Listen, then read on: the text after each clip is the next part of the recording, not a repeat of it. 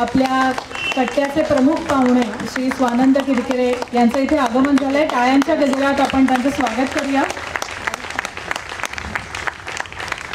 मी महाजनबाईंना विनंती करते की त्यांनी पुष्पपर्डी देऊन स्वानंद किरकिरे यांचं स्वागत करावं। गीतकार, गायक आणि अभिनेते श्री स्वानंद किरकिरे। सिनेसृष्टीमध्ये काही गीतकार असतात ज्यांची गाणी आपल्या मनाला भुरळ घालतात, काही गायक असतात ज्यांच्या स्वरांनी आपण मंत्रमुग्ध होतो, आणि काही अभिनेते असतात ज्यांच्या अभिनयामुळे काही भूमिका अजरामर होतात, आणि काही कलावंत असे असतात जे ह्या तिन्ही क्षेत्रांमध्ये पारंगत असतात। आणि असेच एक कलावंत आज आपल्या इथे भेटीला आलेले आहेत। गीतकार, गायक, अभिनेते आणि अनेक इतर पैलू असलेले श्रीयुत स्वानंद किरकिरे। टाळ्यांच्या गजरात आपण त्यांचे स्वागत करूया। नमस्कार। नमस्कार। नमस्कार। आज आपण आता इथे खूप गप्पा तर मारणारच आहोत, आणि त्याचबरोबर फिरवलं चालेल, पण मला हे सगळे आपण इकडे आज गप्पा तर मारणारच आहोत, आणि त्याचबरोबर आपण त्यांच्या गाण्यांचाही काही मनमुराद आनंद लुटणार आहोत। तर आपण आपल्या बालपणापासूनच सुरुवात करूया। काय सांगाल बालपणाविषयी? नमस्कार। आज आधी सगळ्यांचं मनपूर्वक आभार तुम्हा सगळ्यांचे। मला इथे बोलवलं पार्ले कट्ट्यात, इतकी छान जुनी परंपरा आहे, आणि त्यामुळे मला परत सचिन खेडेकर आणि जलपाला भेटायचा योग मिळाला। आम्ही आणि पार्ले हे नाव आपण मुंबईत राहिलं किंवा मुंबईच्या बाहेर जरी राहिलं तरी, म्हणजे मी माझ्या आईला जेव्हा म्हणालो की मला आज पार्ले कट्ट्यात जायचं, तर ते म्हणे बरं पु ल देशपांड्यांच्या पार्ल्यात। तर तसं ते आम्हाला सगळ्यांना लहानपणापासून माहीत आहे, आणि म्हणून इथे यायचा एक विशेष आनंद। माझं बालपण इंदुरात, मी इंदोरचा, आणि मराठी अगदी मध्यमवर्गीय कुटुंबात माझा जन्म झाला। पण फक्त एकच ही बाजू अशी होती की माझे आई आणि वडील दोघे कुमार गंधर्वांचे शिष्य, त्यामुळे लहानपणापासून कुमार गंधर्वांच्या घरी मला जायचा योग मिळाला। म्हणजे अगदी मी त्या घरातच लहानाचा मोठा झालो असं म्हणायला हरकत नाही। पण तरी कसं असतं की आपण जेव्हा लहानाचे मोठे होत असतो तेव्हा आपल्याला आपण कोणाकडे जातो त्याची एवढी काही किंमत कधी कळलेली नसते, ती मला कधीच कळली नाही। मी कुमारजीच्या इथे जायचो, त्यांच्याकडे माझे वडील गाणं शिकायचे, त्यांच्याकडे माझे वडील आई गाणं शिकायची वसुंधराताईंकडे, वसुंधराताई कोंकणींकडे, आणि मी त्यांच्या मोठ्या घरामध्ये इकडे तिकडे खेळायचो। कलापिनीताई पण इथे येऊन गेली तुमच्या कट्ट्यावरती, तर पिन्नूताई बरोबर आमचं हे असायचं। आणि पण अजाणतेच त्या कानावर जे काही संस्कार त्यावेळेला पडले गाण्याचे, ते मला कधीच कल्पना नव्हती की ती इतक्या वर्षांनी माझं सगळं आयुष्य त्याच्यावरती डिपेंडेंट होईल, माझं सगळं आयुष्याचं काम त्याच्यावर डिपेंडेंट होईल। तर मी जेव्हा मोठा होत होतो तेव्हा मला गाण्याबद्दल एवढं मला गाण्याची आवड नव्हती म्हणजे ते इतकं होतं घरात की त्याच्याबद्दल वेगळ्यानं करायची काही गरज असते असं मला वाटलं नाही। आणि मला त्यामुळे नाटकाचं खूप आकर्षण होतं, आणि माझा काका इंदुरात नाटक करायचा। आणि इंदोरमध्ये तसं की इंदोर कसं आहे की इंदोर होळकरांची स्टेट असल्यामुळे खूप मराठी लोक इंदुरात आहेत, आणि बृहन महाराष्ट्र असल्या कारणानं काय होतं की आम्ही जास्त मराठी होतो, आम्हाला जास्त आपली पाळंमुळं जपून ठेवायची इच्छा असते। जसे अमेरिकेतले भारतीय असतात तसेच आम्ही महाराष्ट्राबाहेरचे मराठी असतो की आम्हाला सगळं धरून ठेवायचं असतं। लहानपणापासून आई वडील संस्कार आम्हाला द्यायला लागतात, हे वाच ते वाच, भाषा धरून ठेवा, भाषा तर त्या याच्यात इंदुरात बऱ्याच मराठी नाट्यसंस्था आणि हिंदी नाट्यसंस्था अशा दोन्ही होत्या। आणि मराठी नाट्यसंस्था मुळात राज्यनाट्य स्पर्धांमध्ये यायचं, भाग घ्यायचा, हौशी लोक, सगळे हौशी लोक, पण त्यांच्याबरोबर नाटक करायला सुरुवात केली। आणि तिथे मला खूप आवडायला लागलं, नाटक मला खूप खूप खूप आपलं वाटायला लागलं। त्याचं कारण बहुतेक हेच असावं की मी आणि गाण्याबद्दल तेवढं मला आकर्षण कधी त्या काळी वाटलं नाही। पण मग बऱ्याच वर्षांनी जेव्हा मी NSDत गेलो, नॅशनल स्कूल ऑफ ड्रामामध्ये, म्हणजे मी इंदोर सोडून मी जेव्हा बाहेर पडलो आणि मी मुंबईला आलो किंवा तेव्हा मला कळायला लागलं की अरे माझ्याकडे जे काय संचित आहे, मला जे काय मिळालं आहे मागे, ते इतकं मोठं आहे आणि त्याच्यामध्ये इतक्या गोष्टी आहेत त्या की ते तो माझा खूप मोठा ठेवा आहे, तो माझ्या सतत कामास येतोय. तर असे कुमार गंधर्व माझ्या मागे नेहमीच राहिले, बॅक ऑफ द माइंडही राहिले, बॅक ऑफ द अंडरस्टँडिंगही राहिले. आणि त्यामुळे मग मी जेव्हा मुंबईत आलो आणि सुधीर मिश्रांबरोबर काम करायला लागलो आणि तेव्हा मग माझं गाणं सिनेमात आलं आणि तेव्हा माझंच मला कळलं नाही की अरे मी गाणं लिहू शकतो, मी गाणं गाऊ शकतो. मी म्हणजे कधी प्रोफेशनली गाणं गायचा प्रयत्नही नव्हता केला. नाटकात इकडे तिकडे एखाद्या वेळेस गायला असेल कधीतरी, पण प्रोफेशनली गाणं गाऊ शकतो आणि सिनेमात गाणं गाता येऊ शकतं हे सगळं मला नंतरच कळलं. पण असं छान बालपण मजेत गेलं. इंदोर थोडंसं मराठी, थोडंसं हिंदी, थोडंसं गुजराती, थोडंसं राजस्थानी, असं थोडं सगळ्याचं मिश्रण असलेलं शहर आहे. बरंचसं मराठी ॲक्च्युली, थोडंसं नाही. पण मग MSD मध्ये जाताना तिकडं सिलेक्शन कसं झालं तुमचं? आता तोही ती पण एक छान म्हणजे हे की इंदोरमधनं मी ॲक्च्युली NSDत जाणारा तसा पहिला असा मला वाटायचं की मी पहिला आहे. मी आता ॲक्च्युली लोकसत्तेत एक मी कॉलम लिहितोय आता आणि त्याच्यामध्ये मी ह्याचा उल्लेख केला आहे. पण NSDत जाण्याकरता म्हणजे आता नाटक हे करायचं आणि मध्यमवर्गीय घरात असून तुम्ही नाटक करायची इच्छा दाखवणं त्या काळी, म्हणजे मी जेव्हा काही इतकं TV पण अगदी आलाच होता, अगदी सुरुवातच झाली होती, तर ते काही घरून काही खूप त्याला प्रोत्साहन असं काही मिळत नव्हतं. आईवडिलांना भीती होती, सगळ्याच आईवडिलांना जशी असते की काहीतरी नोकरी करावी, मग त्यानंतर जे काय करायचं ते करावं. आणि ते करत असताना मला असं वाटलं की जर का मला खरंच नाटक करायचं आहे. अच्छा, माझ्या आधी इंदोरून बरीच लोक इथे मुंबईत आली होती. त्यापैकी एक माझा काका तो सक्सेसफुल झाला होता, चंदू पारखी. त्याला मी काका म्हणायचो, म्हणजे त्याच्याबरोबर मी नाटक करायचो लहानपणी, माझ्या काकाचा मित्र होता तो सक्सेसफुल झाला होता. पण त्याचा स्ट्रगल आम्हाला दिसला होता, आम्हाला सगळ्या इंदोरच्या लोकांना कळला होता की त्याला खूप इथे खूप वर्ष त्याला इथे मेहनत घ्यावी लागली होती. आणि त्यामुळे असं होतं की जर का तिथे जायचं तर काहीतरी भक्कम हातात घेऊन जायला पाहिजे, नुसतं असं जाऊन चालणार नाही. कारण मी हौशी नाटकांमध्ये कामं केली होती, असं की तेव्हा असा काही कॉन्फिडन्स नव्हता की अरे आपण गेलो आणि आपण सिक्सर मारणार, असं काहीच नव्हतं. तर म्हणून मग मला असं वाटलं. आणि त्यावेळेला माझ्या आईने मला एकदा इलस्ट्रेटेड वीकलीमध्ये NSDत अलकाजी साहेब होते, त्यांच्याबद्दल एक आर्टिकल दाखवलं होतं की ते, आणि ती मला म्हणाली होती की नासिरुद्दीन शाह आणि ओमपुरी यांची गुरु आहेत. तर त्यामुळे त्या संस्थेबद्दल माझं कुतूहल वाढत होतं. आणि मी ते कुतूहल ह्याच्यामध्ये मी तो फॉर्म मागवला NSDचा आणि म्हटलं एकदा भरून पाहू काय होतं ते. पहिल्या वर्षी मी तिकडे गेलो, माझं सिलेक्शन झालं नाही. मला मी मुंबईतच आलो होतो त्याची परीक्षा द्यायला. पहिल्या वर्षी सिलेक्शन झालं नाही.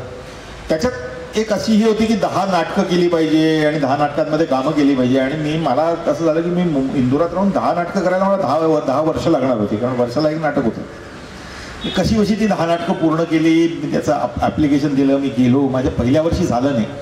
दुसऱ्या वर्षी पुन्हा मी प्रयत्न केला आणि माझं सुदैवाने NSDमध्ये सिलेक्शन झालं. आणि तिथून माझं आयुष्य बदललं हे म्हणायला मला काही हरकतच नाही. कारण मी तिथे मला सगळं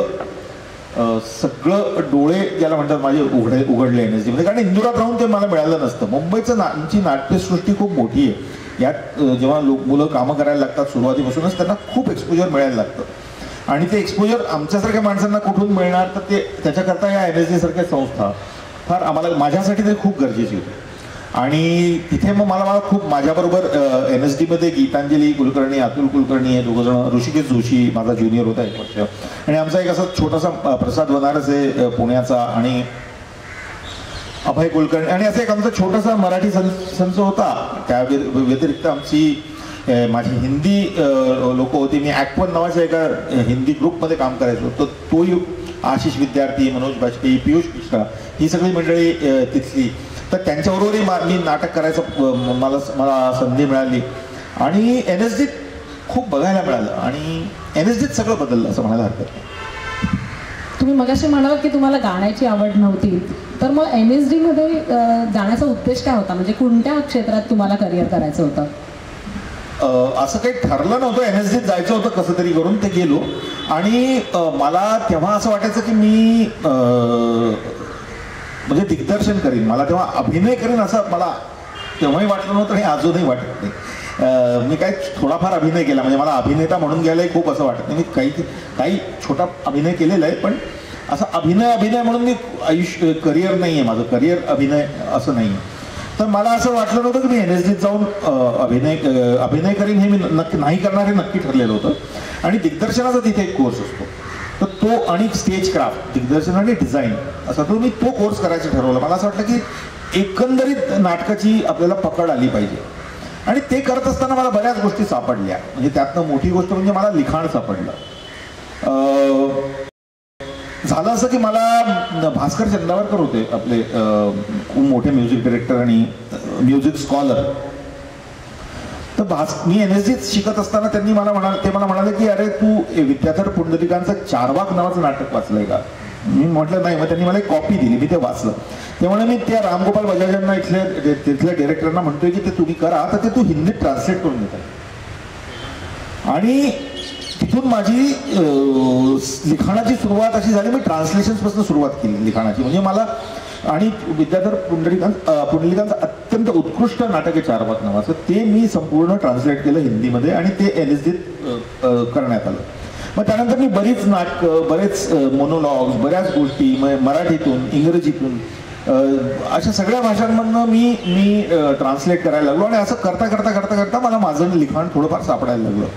मग मी काही सीनवर्क्समध्ये सीन स्वतःची लिहायला लागलो. मग मी नाटकं लिहिली स्वतःची. मग असं पण NSDत मला या सगळ्या गोष्टी सापडत गेल्या. त्यानंतर म्हणजे मी आज, तुम्ही जेव्हा मला म्हणाला की मी या सगळ्या गोष्टी करू शकतो, कारण माझं नाटकाचं ट्रेनिंग आहे आणि ज्याचं नाटकाचं ट्रेनिंग असतो तो कुठेही काही करू शकतो असं माझं मत आहे.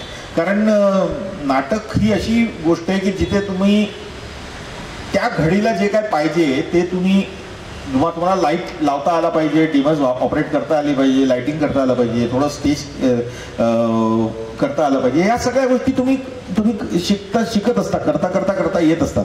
आणि जिथे काहीतरी करायची गरज आहे किंवा कुठली तरी गोष्ट कमी पडते तिथे तुम्ही जाऊन उभं राहायचं, असं एक नाटकाच्या लोकांचं हे असतं. तर ते मला करायला मिळालं आणि मी ते खूप मनापासून नाटक केलं. म्हणून मी आज जे काय करतोय ते त्याच करणार नाही. कोणीतरी गीत लेखन करा म्हणाले. मी इथे आलो होतो, आमचं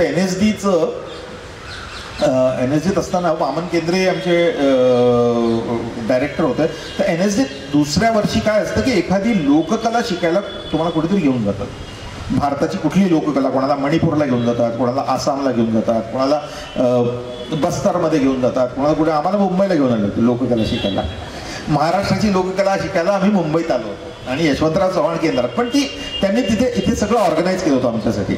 आणि वामन केंद्रांनी आमच्याबरोबर एक नाटक केलं होतं, लडी नजरिया नावाचं. ते खूप खूप छान झालं होतं नाटक. आणि त्यात तमाशाचा फॉर्म जो होता तो आम्ही जवळजवळ शिकलो होतो आणि त्याला घेऊन ते नाटक केलं होतं. आणि त्याची गाणी मला पहिल्यांदा लिहायला मिळाली. म्हणजे वामन सर म्हणाले की तू लिहितो का? मी म्हटलं मी प्रयत्न करतो. मग ते म्हणाले तू लिही. तर आम्ही त्याच आपल्या लोककलेतली काही गाणी, भारुडं असे सगळे घेतली होती आणि मग त्याच्याच चालींवरती मी गाणी लिहिली होती. तर ती गाणी मी पहिल्यांदा हिंदीत लिहिली आणि ती लोकांना, म्हणजे सगळ्यांना, आमच्या NSDच्या लोकांना सगळ्यांना खूप आवडले की अरे हे छान लिहितो हा. आणि ते लिहिण्याचं कारणही असं होतं की मी पियुष मिश्रा वगैरे या लोकांबरोबर कामं करत होतो आणि मला असं वाटत होतं की अरे किती छान गाणी लिहितात, स्वतःची स्वतः नाटकं लिहितात, तर असं आपल्याला करायला आलं पाहिजे. तर लडी नजरियाची गाणी लिहिली आणि मग मी दिल्लीत गेलो. मग माझ्याकडे लोक यायला लागली गाणी लिहून घ्यायला की आम्ही हे नाटक करतोय त्याच्यासाठी 2 गाणी लिहून द्या मला, किंवा एखादं काहीतरी वेगळं काहीतरी कविता लिहून द्या मला एका नाटकासाठी, नाटकाच्या ह्याच्यासाठी. आणि मग अशी करून माझी ती प्रॅक्टिस सुरू झाली आणि मी आयुष्यात जवळजवळ जास्त गाणी फुकटच लिहिली आहे. त्यामुळे आजही मला पैसे मागतायत ती गाण्याची. बावरामन त्याच सुमारास लिहिलात का तुम्ही? बावरामन मी लिहिलं असेल त्या सुमारास. म्हणजे मी तो काळ NSD संपून मी जेव्हा मुंबईला आलो त्यावेळेला मी बावरामन माझं लिहिलं गेलं. मी ॲक्च्युली मला एक्झॅक्टली आठवतंय की कसं लिहिलं गेलं ते. माझी एक मैत्रीण होती की इथे भीमसेन नावाचे एक ॲड फिल्म मेकर होते भीमसेन. त्यांनी घरोंदा नावाचा चित्रपट बनवला होता पहा तुम्ही, अमोल पालेकर आणि जरीना वाबचा, खूप सुंदर गुलजारांची गाणी होती त्याच्यामध्ये, दूध दिवाने शहर में वगैरे. तर ते खूप मोठे ॲनिमेटर होते. तर त्यांनी आपल्या इथे आपण जे सुरुवातीला जे दूरदर्शनवरती आपण जी ॲनिमेशन वगैरे बघायचो ना, एक चिडिया अनेक चिडिया, त्या सगळ्याचं ॲनिमेशन त्या भीमसेनजींनी केलं होतं. ते अगदी पहिले भारतातले ॲनिमेटर्स होते. तर ते रिटायर व्हायला आले होते आणि त्यांनी एक स्टुडिओ टाकला होता आणि त्याच्यामध्ये ती गाणी रेकॉर्ड करायचे. त्यांना गाण्याची आवड होती. तर माझी मैत्रीण त्यांच्याकडे कामाला होती. तर ती मला म्हणाली की तुझ्याकडे जर का 1-2 नवी गाणी असतील ना तर आपण भीमसेनजींना ऐकवू, त्यांनी जर का घेतली तर मजा येईल. म्हणून मी 2 गाणी लिहिली. त्यातल्या बाबरामांच्या 2 ओळी मी सुरुवातीच्या लिहिल्या, कुठेतरी डोक्यात आल्या होत्या, त्या मी लिहून काढल्या आणि भीमसेनजींकडे गेलो त्यांना गाणं ऐकवायला म्हणून. पण भीमसेनजींना गाणं ऐकायचं नव्हतं. त्यांना ते स्वतःचं कुठलं तरी गाणं करत होते. ते म्हणाले तुला गाणं आता आहे म्हटलं. त्यांनी कोरसमध्ये उभं केलं, आमच्याकडनं गाणं म्हणून घेतलं आणि त्यांनी इंटरेस्टच दाखवला नाही माझ्या गाण्यामध्ये. तर मी ते घेऊन आलो परत. मग एका मित्रालाही ते ऐकवलं, म्हटलं मी हे असं गाणं लिहिलंय. तो म्हणाला अरे खूप छान आहे, तू पूर्ण लिह.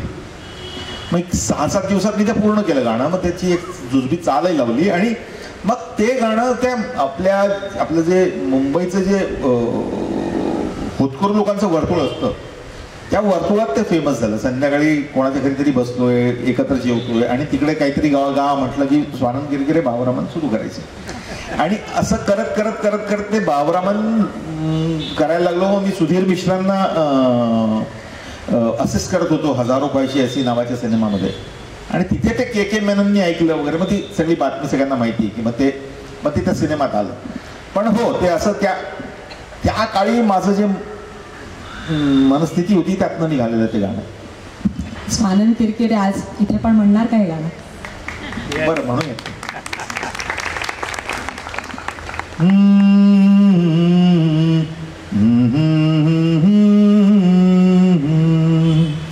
पेटी तबला आणायला पाहिजे होता. बाबरामन देखने चला एक सपना, बाबरामन देखने चला एक सपना, बावरे से मन की देखो बावरी है बातें, बावरी सी धड़कने हैं, बावरी है सांसें, बावरी सी करवटों से निंदिया दूर भागे, बावरे से नैन चाहे बावरे झरोखों से, बावरे नजारों को तकना, बाबरामन देखने चला एक सपना, बावरे से इस जहां में बावरा एक साथ हो, इस सयानी भीड़ में बस हाथों में तेरा हाथ हो, बावरी सी धुन हो कोई, बावरा एक राग हो, बावरे से पैर चाहे बावरे तरानों के, बावरे से बोल पे थिरकना, बाबरामन देखने चला एक सपना. क्या बात आहे.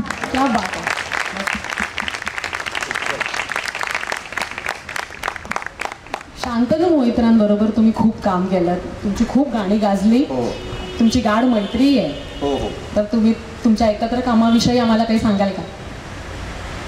मला शांतनु मोहित्रा ॲक्च्युली हजारो पायशी अशी आहे. बाबरामांपासून आमचं काम एकत्र सुरू झालं. काही अशी लोक असतात ना जगामध्ये ती खूप आगळी वेगळी असतात. शांतनु मोहित्रा त्यापैकी आहे. तो नुसती गाणीच नाही करत, तो गाणी करतो पण ते गाणी म्हणजे गाणी करायसाठी तो नाही जगत. त्याच्या व्यतिरिक्त ते बरीच काही कामं करतो. त्यात म्हणजे माउंटेनिअरिंग करणं, हिमालयात निघून जाणं, 100 days इन हिमालया नावाचा त्यांनी एक प्रोग्राम केला होता. त्याच्यामध्ये जो जाऊन एका फोटोग्राफर बरोबर 100 दिवस हिमालयामध्ये जाऊन राहिला. कुठे कुठे या सगळ्या पूर्ण म्हणजे सगळी हिमालयाची जेवढी पट्टी आहे, म्हणजे अगदी काश्मीरपासून तर ते अगदी ईस्टमध्ये अरुणाचल, सिक्कीम पर्यंत त्या सगळ्या पट्टीत तो जाऊन फिरून आला.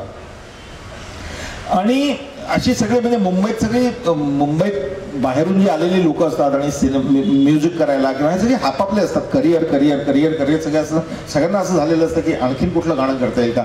शांतनू एक असा माणूस आहे की तो पळतो गाण्यापासून, म्हणजे तो त्यामुळे माझं त्याचं थोडंसं एकत्र हे होतं की आम्हाला दोघांनी ते खूप आवडत नाही काम करायला. सुट्टी गेलं तर शांतनू बरोबर काम करायची हीच मजा होती. आणि त्याच्यावरती खूप बंगाली म्युझिकचा खूप संस्कार आहे. रवींद्रनाथ टागोरांच्या म्युझिकचा त्याच्यावरती खूप संस्कार आहे.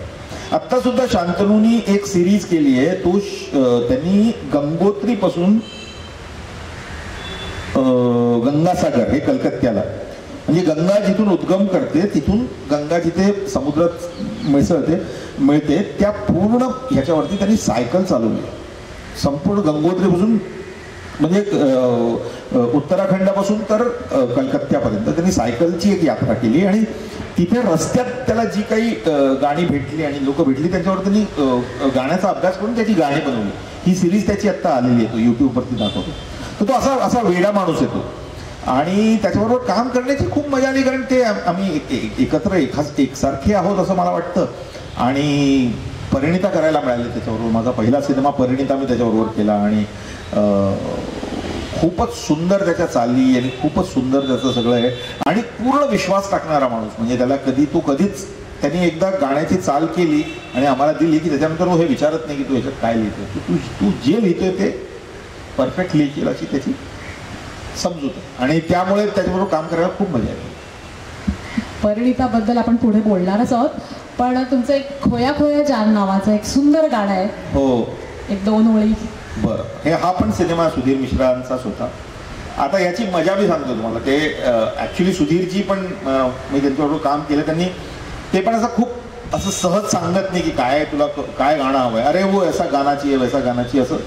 आणि सिनेमासाठी गाणं होतं. आणि त्यांनी एक मजाज नावाचे खूप मोठे उर्दूचे पोएट होते, जावेद अख्तर जे आहेत त्यांचे मामा होते ते. त्यांनी एक त्यांची नज्म होती, ए गमे दिल क्या करूँ, ए वहशते दिल क्या करूँ, शहर की रात और मैं नाशादो नाकारा करूँ, ए गमे दिल क्या करूँ, ए वहशते दिल क्या करूँ, जी में आता है मुर्दा चांद तारे नोच लूँ, इस किनारे नोच लूँ उस किनारे नोच लूँ, 1-2 का जिक्र क्या मैं सारे के सारे नोच लूँ, ए गमे दिल क्या करूँ. तर ते मला सारखं हे सांगायचे की ऐसा कुछ होना चाहिए की जी में आता है मुर्दा चांद तारे जी में. तर मी हे गाणं त्या एनर्जीने लिहिलं आणि हे या 4 ओळी मी त्यात वापरल्या. आणि या 4 ओळी वापरल्या आणि त्याच्यात मला असं वाटलं की ह्याच्यात आपण आता मजाजने लिहिलेल्या ओळी आहेत, आपण कसं सांगायचं लोकांना, कारण त्यांच्या ओळी आहेत त्या. तर मी त्याच गाण्यात त्यांना क्रेडिट पण दिलं. तर असं मी ते थोडंसं म्हणून दाखवतो तुम्हाला, मला आवडेल ते. आज शब जो चांद ने है रूठने की ठान ली, गर्दिशों में है सितारे बात हमने मान ली, अंधेरी स्याह जिंदगी को सूझती नहीं गली, के आज हाथ थाम लो एक हाथ की कमी खली.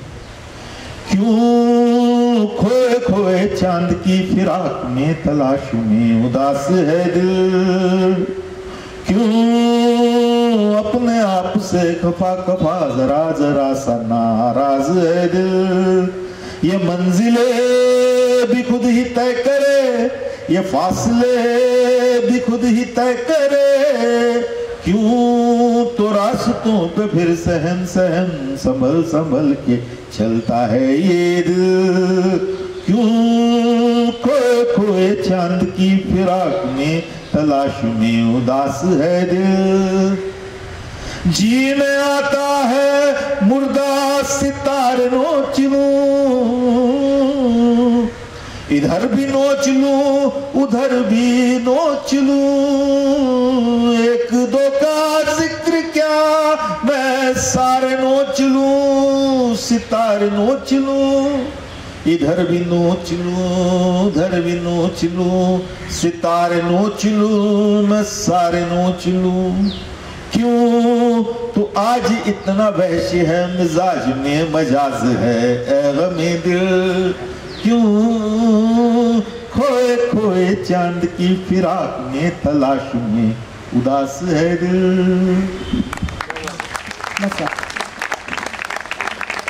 पुन्हा आता हिंदी चित्रपटांकडे थोडंसं वळूया.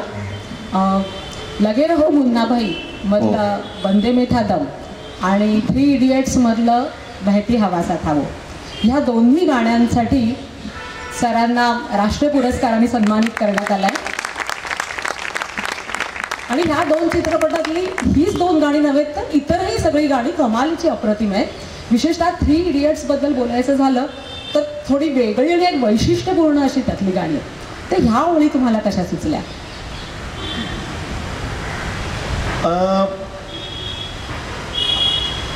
मी जेव्हा गाणं लिहायला लागलो तेव्हा मला एक म्हणजे मला कधीच मी गाणं पण लिहायकरता म्हणून इथे आलो नव्हतो. म्हणजे मी पण असं सुधीर मिश्रांनी मला गाणं लिहायला सांगितलं, मी लिहिलं. ते गाणं ज्या वेळेला मी रेकॉर्ड करत होतो तेव्हा प्रदीप सरकार नावाचे एक दिग्दर्शक होते, ते आता नाही आहेत, ज्यांनी परिणिता बनवला. त्यांनी बाबरामन ऐकलं आणि त्यांनी मला म्हणाले की नाही तुम्ही माझ्या सिनेमासाठी गाणी लिहायला पाहिजे. ते परिणिता तेव्हा विनोद चोपडांना पिच करत होते.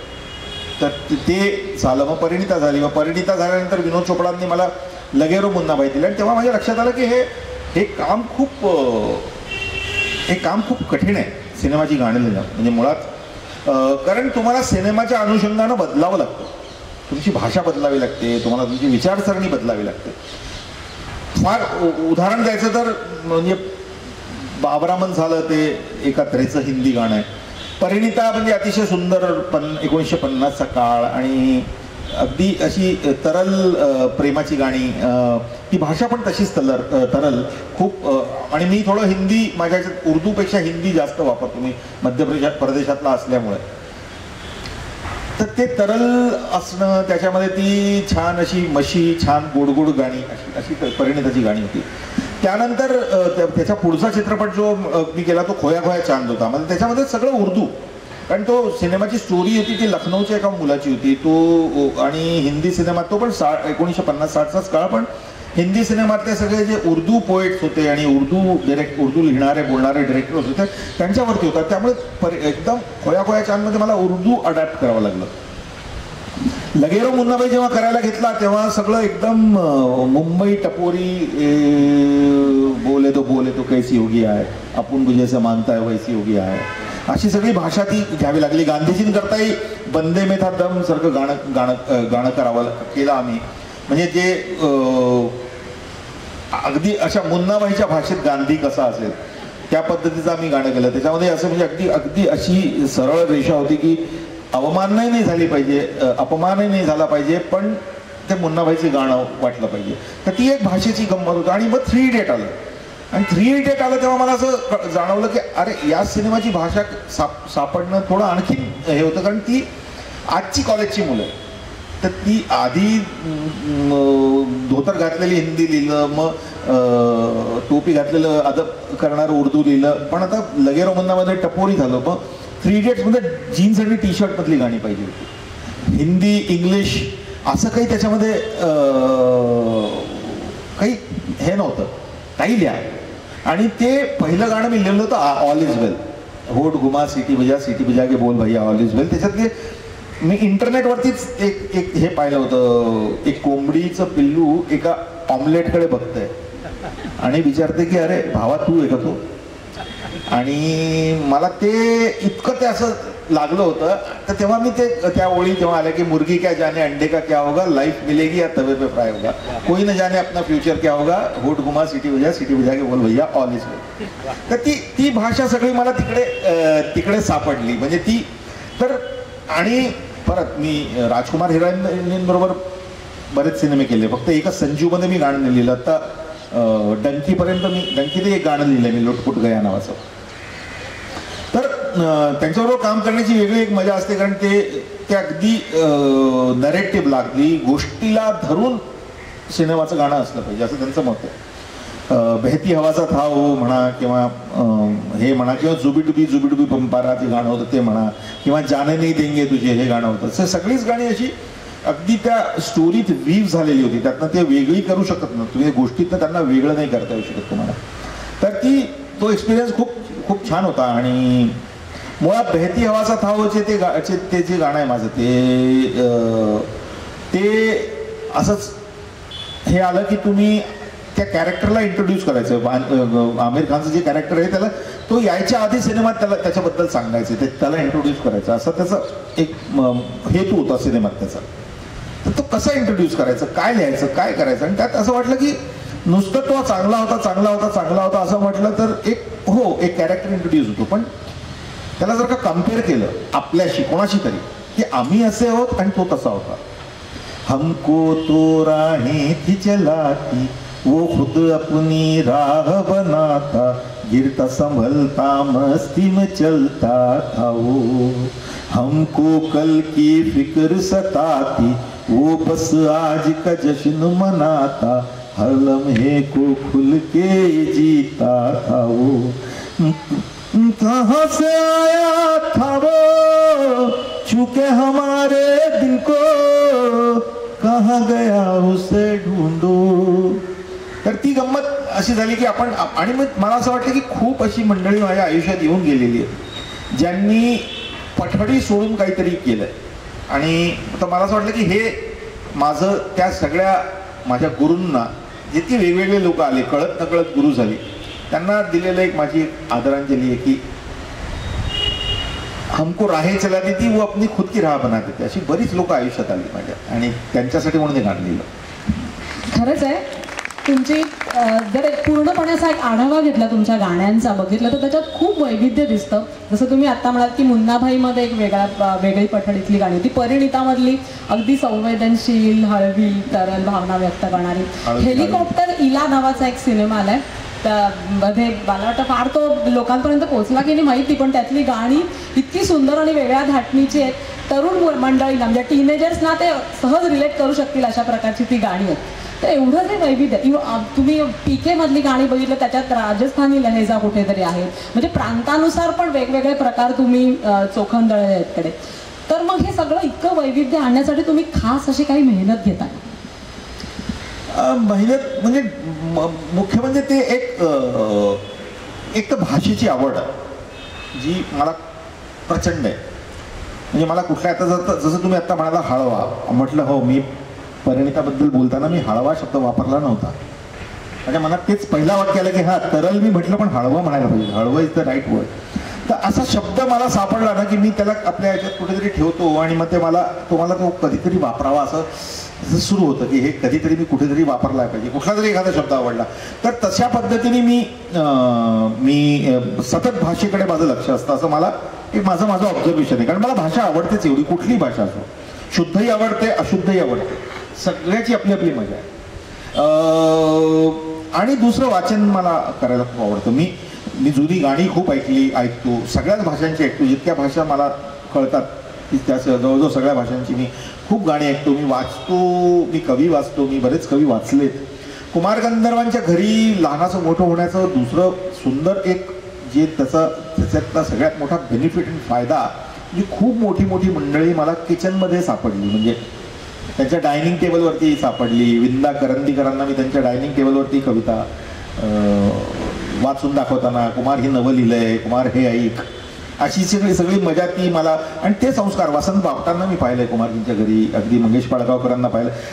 असेच हिंदीचे अशोक बाजपेयी नावाचे खूप मोठे कवी आहेत ते त्यांना पाहिलंय. सुमित्रानंद पंत यांना पाहिलं. तर त्यामुळे त्याचे संस्कार भाषांचे संस्कार कुमार गंधर्वांच्या स्वतःच्या बंदिशींमुळे की त्यांनी ज्या पद्धतीने ते कानडी होते आणि मराठी होते आणि तरीसुद्धा त्यांनी भाषेवरती त्यांच्याच बंदिशी अशा आहेत ज्या त्यांनी आशय घेऊन त्या गायल्या पाहिजे.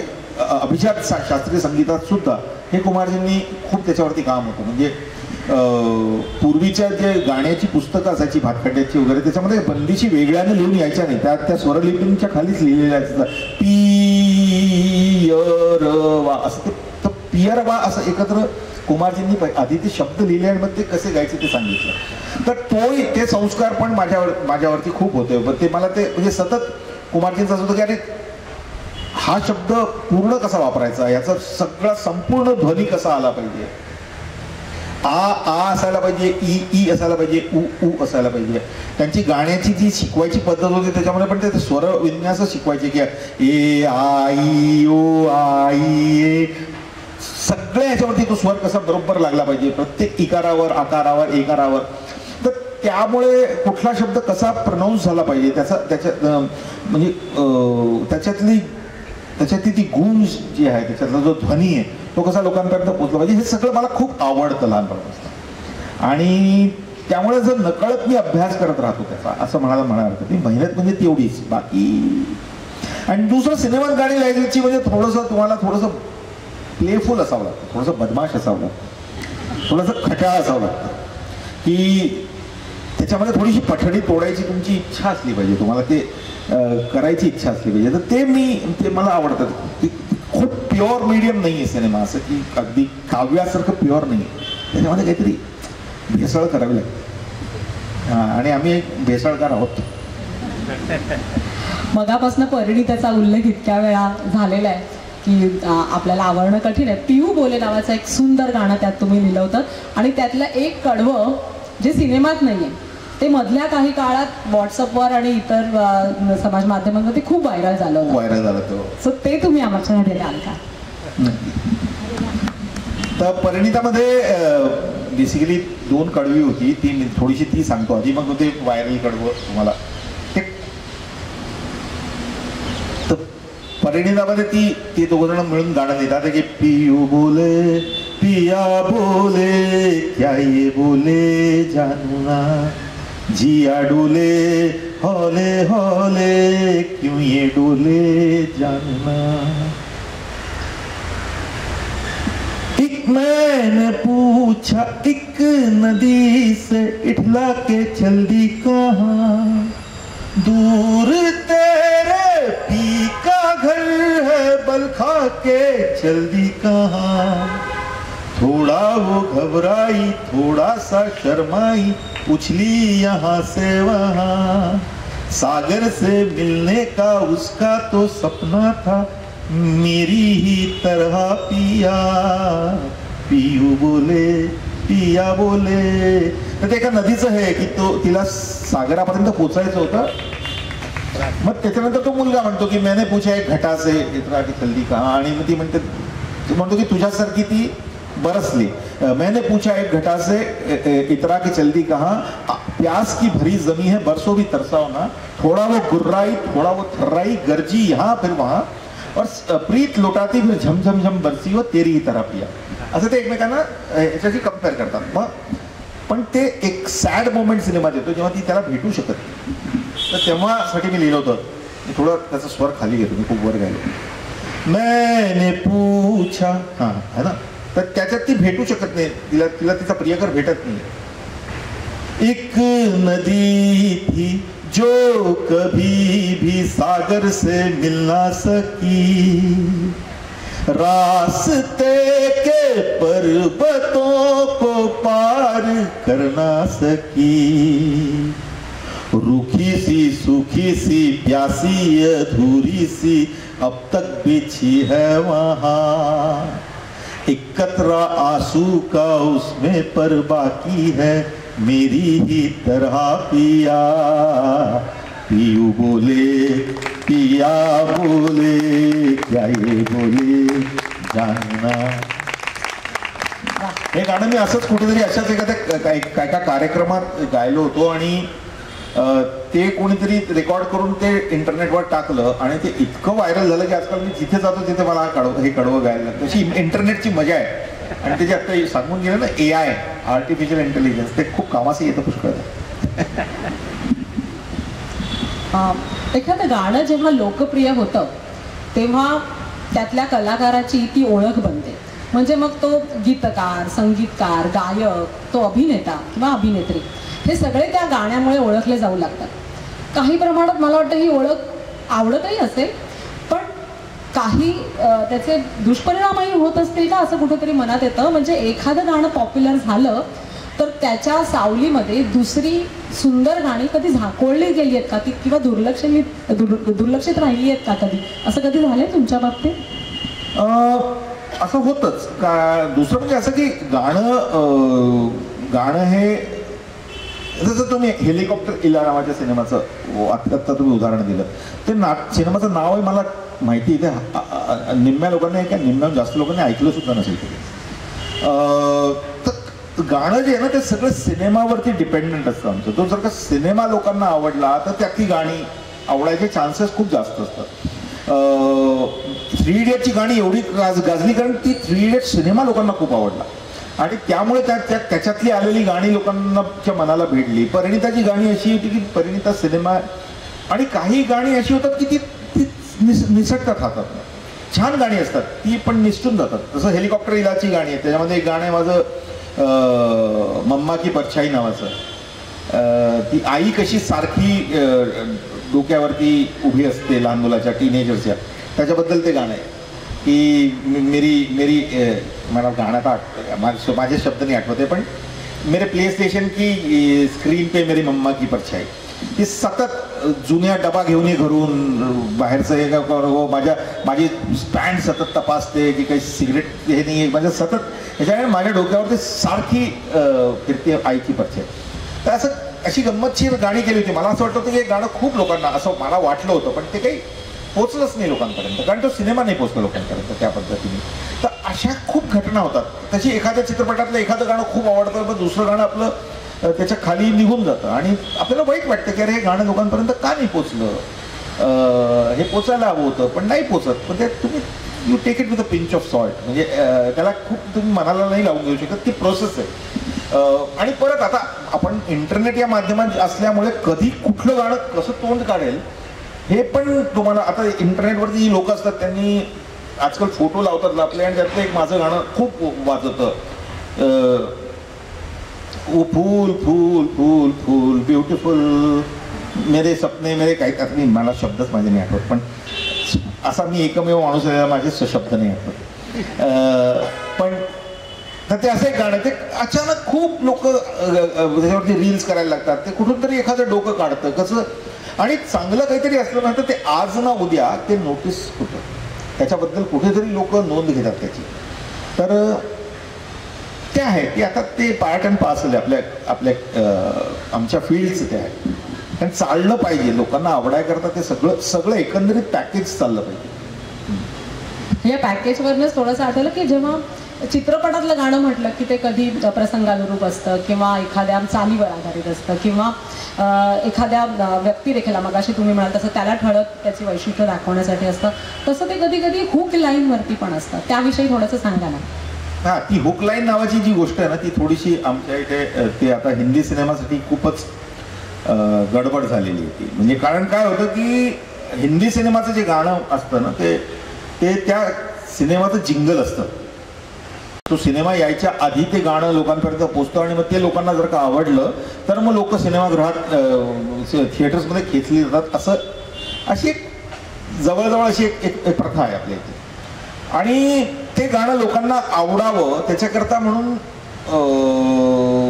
म्हणून केल्या गेलेल्या ज्या गोष्टी असतात त्या, की एखादा शॉकिंग शब्द घ्यायचा, एखादं शॉकिंग गोष्ट घ्यायची आणि ती सारखी तिला हॅमर करायची लोकांवरती.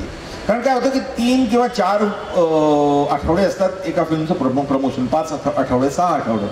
त्या 6 आठवड्यांमधनं ते जर का लोकांच्या मनात ते गाणं अगदी घुसवायचं असलं तर ते रेपिटेशन त्याची पाहिजे. त्यामुळे ते अर्थापासून लांब गेलं तरी चालेल, पण ते रिपीट झालं पाहिजे, सारखी तो एक शब्द सारखा रिपीट झाला पाहिजे, हॅमर झाला पाहिजे. अशा पद्धतीने ती गाणी लिहिली जातात. आणि त्यामुळे मग ते बदतमीज दिल झाला, बदमाश दिल झाला, सगळ्या प्रकारच्या शिव्यांबद्दल दिलेलं दिल झालं, सगळे असे आम्ही त्याच गोष्टीची व्हेरिएशन जे चाललंय त्याचीच व्हेरिएशन करायला सांगतो. सुदैवानं मला नाही सांगत, कारण मी तसं काम करता येत नाही मला, पण जनरल जी ट्रेंड आहे ती तशी आहे. आणि त्यामुळे काय होतं की लोक त्याचमुळे आपल्या इथे खूप रिमिक्सेस पण यायला लागले आजकाल. कारण 5 वीक 6 वीक पर्यंत जर का गाणं लोकांच्या मध्ये आत नाही जाते, कारण इतकी माध्यमं वाढली आणि इतकी गाणी वाढली आहेत सगळीकडे की लोकांना नोटीस होत नाही गाणी, ती लोकांच्या कानापर्यंत पोचली तरी ती आत शिरत नाही. मग ते काय करायचं, मग असं कुठलं तरी जुनं गाणं घ्यायचं ते लोकांना आधीच माहिती आहे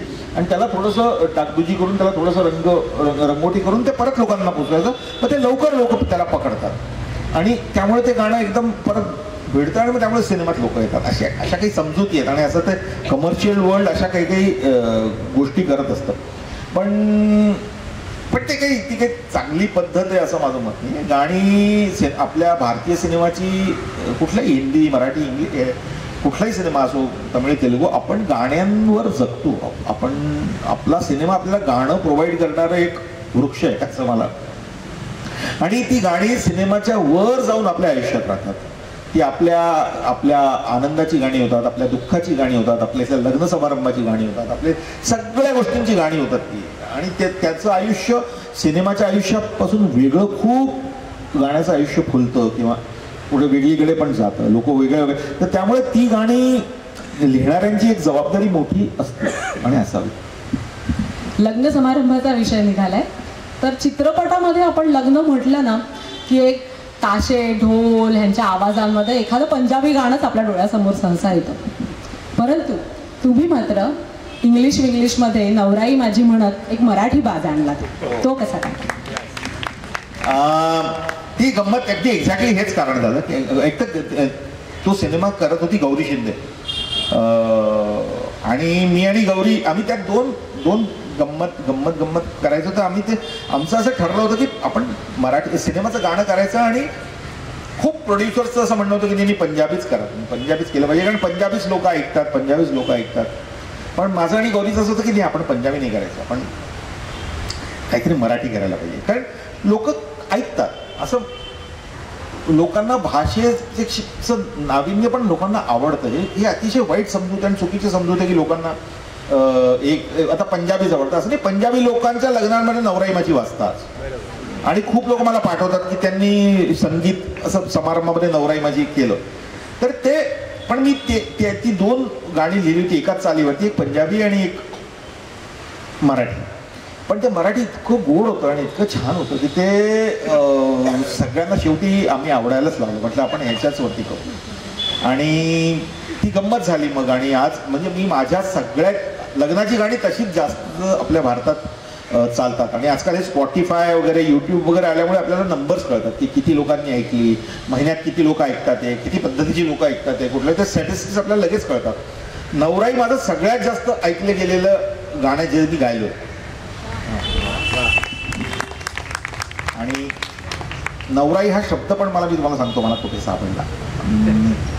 सहजासहजी नवराई घाशीराम कोतवाल नाटक त्याच्यामध्ये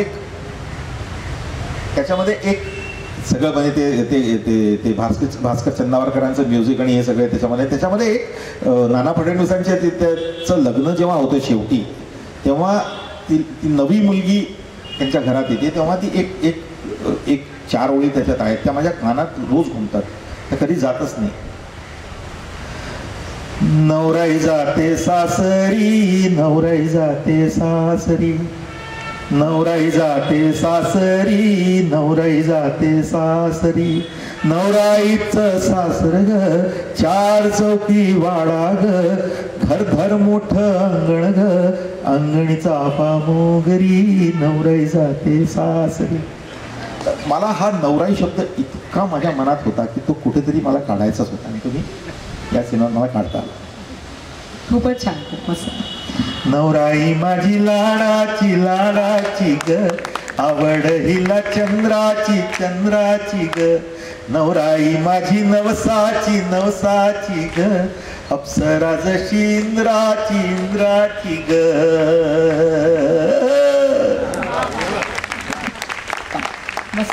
आणि ते माझ्या आईकडनं गाऊन घेत, माझ्या आईने गायले ते नवराई हे गाणं. सुलभा देशपांडेंचं प्लेबॅक माझ्या आईने घेतलंय. तुमची गाणी जर बघितली ना तर त्यात पण एक आणखीन सॉरी आता आपण बोललो असतात प्लीज गो. तसंच एक गाणं आणखीन इंग्लिशमध्ये पिया बिन दिल लगे ना एक पल भी मन मला ही ठेस, कैसे जाऊं मैं पराए देश, जियरा धाक धूक होय, जियरा धाक धूक होय. हा धाकधूक शब्द आम्ही मराठीत असं आपली धाकधूक वाढते ना, तो शब्द हिंदीत नाहीये आणि तो इतका लोकांना आवडला सगळीकडे की ते धाकधूक कुठून आणलं तुम्ही, तर ते आपलं धाकधूक येतं.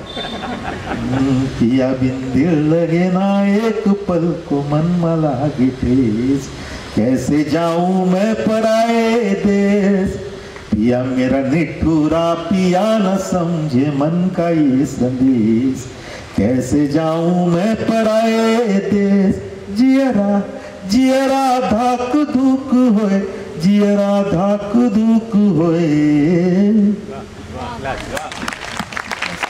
इंग्लिश मधली सुद्धा सगळी गाणी, इंग्लिश टायटल सॉन्ग सुद्धा फार सुंदर आहे. तुमची गाणी जर नीट आपण कारण इंग्लिश मध्ये श्रीदेवीचं कॅरेक्टर गोडबोले घेतो, पुण्याची लाडू करणारी, त्यामुळे ते एक मराठी त्याच्यात ऑलरेडी हे होतं. म्हणजे गोडबोले, गौरी शिंदे आणि स्वानंद किरकिरे, तर मराठी गाणं तर होणारच होतं. यांची काही गाणी जर का आपण नीट ऐकली ना तर त्याच्यात उत्तम भाषा तर आहेच, उत्तम चपखल बसणारे शब्द तर आहेतच, पण त्याचबरोबर एक विचार असतो त्या गाण्यांमध्ये. म्हणजे ते गाणं ऐकलं ना की तुमच्या मनात ते गाणं रेंगाळत राहतं आणि कुठेतरी तुम्ही विचार करायला प्रवृत्त होता. आणि त्याचं उत्तम उदाहरण म्हणजे ओरी चिरैया. ओरी चिरैया या गाण्याच्या मागची आम्हाला कथा ऐकायला आवडेल.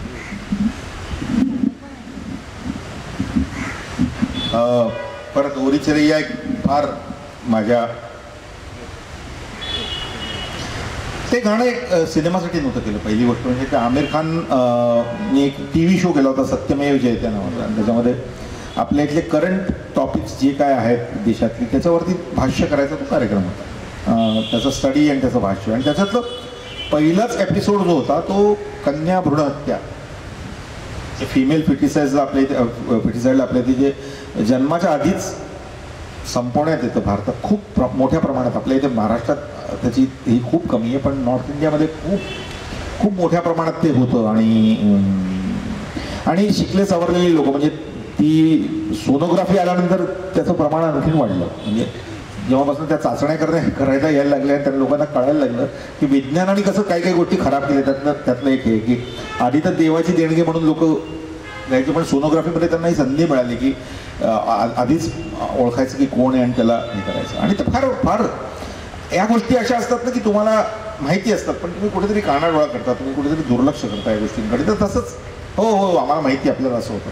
तर सत्यजित भटकळ आणि स्वाती भट्टाचार्य ज्यांनी सत्यमेव जयते केलं होतं, त्यांनी आणि आमिरनी आम्हाला सांगितलं की तू एक गाणं आपण, कारण गाणं जे काय सांगतं ना ते सगळं स्टॅटिस्टिक्स आणि सगळं भाषण काही सांगू शकत नाही, जे गाणं एका मिनिटात लोकांपर्यंत गोष्टी पोहोचवतं.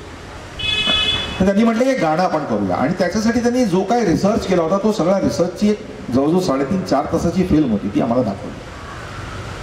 आणि त्याच्या सगळ्या गोष्टी पाहिल्या आणि परत हादरा बसला की म्हटलं हे किती किती किती भयानक आहे, किती कठीण आहे. आणि राम संपत नावाचा म्युझिक डायरेक्टर, त्याने मला चाल दिली होती. मी घरी आलो आणि मला परत आपल्या मराठीमध्ये ना मुली म्हणजे अंगणातल्या चिमण्या असतात बरं, असं आपण बोलतो की त्या ओढून जातात त्या परत. तर मला ती इमेज सारखी खूप येत होती की त्या तिची मुलगी ती आलीच नाही जगामध्ये तिला. आणि म्हणून ते गाणं मला सुचलं की ओरी चिरैया, चिरैया म्हणजे चिमणी, ओरी चिरैया नन्ही सी चिडिया अंगना में फिर आ जाए, ते आम्ही तुला उडवून दिले. आणि ते गाणं म्हणजे पहिल्यांदाच ते मी रेकॉर्ड केलं, आमिरला ऐकवलं, सगळेजण ते जिथे म्हटलं तिथे लोक रडायलाच लागतात ते. पण मला असं वाटतं मी असं ठरवलं की, आणि त्यानंतर ते गाणं कुठेही वाजायला लागलं. म्हणजे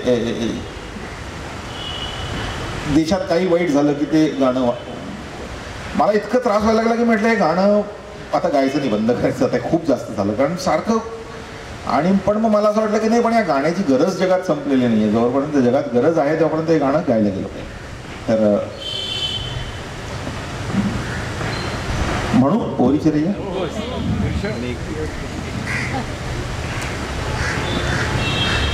ओरी चिरैया,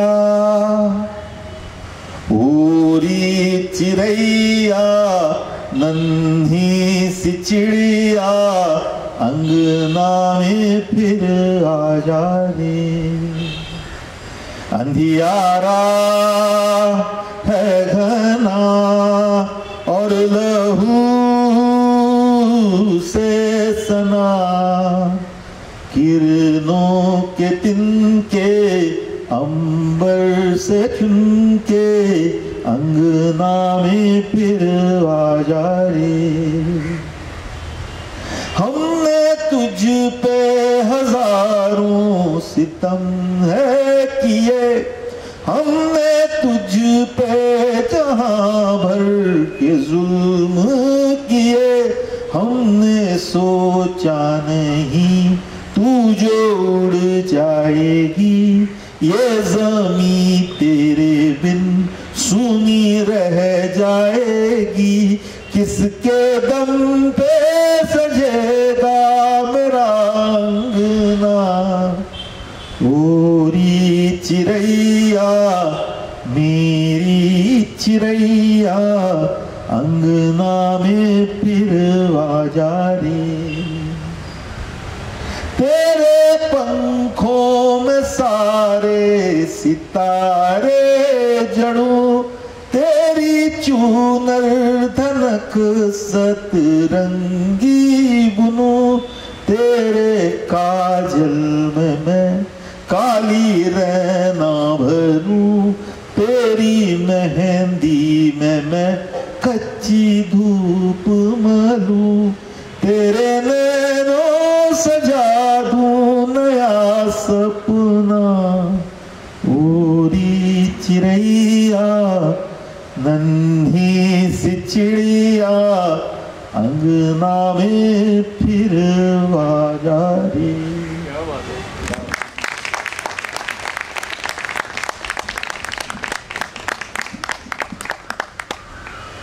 तुमचा गुलजार बरोबर पण खूपच मोठा संपर्क होता, तर त्यांची एखादी आठवण सांगा. आजच सकाळी त्यांच्या घरी गेलो होतो मी. त्यांची आठवण म्हणजे काय, गुलजार साहेब गुरु आहेत.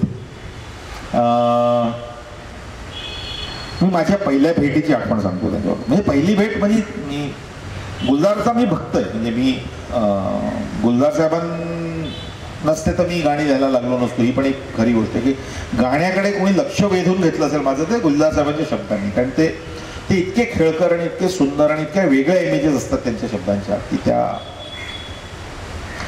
मी पहिल्यांदा गुलजार साहेबांना भेटलो होतो तेव्हा त्यांचा एक सिनेमा आला होता लिबास नावाचा. तो इंदोरमध्ये दाखवला गेला होता इंडियन पॅनोरमामध्ये. आणि तिथे एक माझा मित्र होता, तो रेडिओमध्ये होता. तो त्याला एक गुलजार साहेबांनी इंटरव्ह्यू घ्यायला वेळ दिली. तर मी त्याला म्हटलं मलाही चालायचं तिथे. म्हणे नाही पण माझं ऑफिशियल गाणं. म्हटलं असू दे मला चालायचं. आणि त्याच्याबरोबर जाऊन मी गुलजार साहेबांना पहिल्यांदा भेटलो होतो. दुसऱ्यांदा गुलजार साहेबांना भेटलो तो वेगळा भेटलो. तेव्हा मी परिणिताचं गाणं दिलं होतं, रात हमारी तो चांद की सहेली है, कितने दिनों के बाद आई वो अकेली है.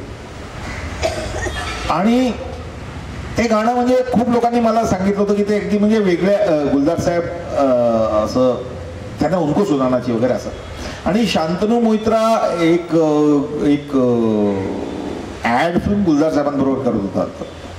तर त्यांनी मला बोलवलं स्टुडिओमध्ये आणि अंधार केला आणि गाणं गुलजार साहेबांना ऐकवलं आणि मला आत उभं केलं अगदी आतमध्ये. आणि ते गाणं त्यांनी पूर्ण ऐकलं आणि ते गाणं संपलं. लाईट लावले शांतनूने आणि त्यांनी विचारलं की लिखा किसने. तर पहिली गोष्ट की त्यांच्या कानावरती गेलं, त्यांना असं वाटलं लिखा किसने.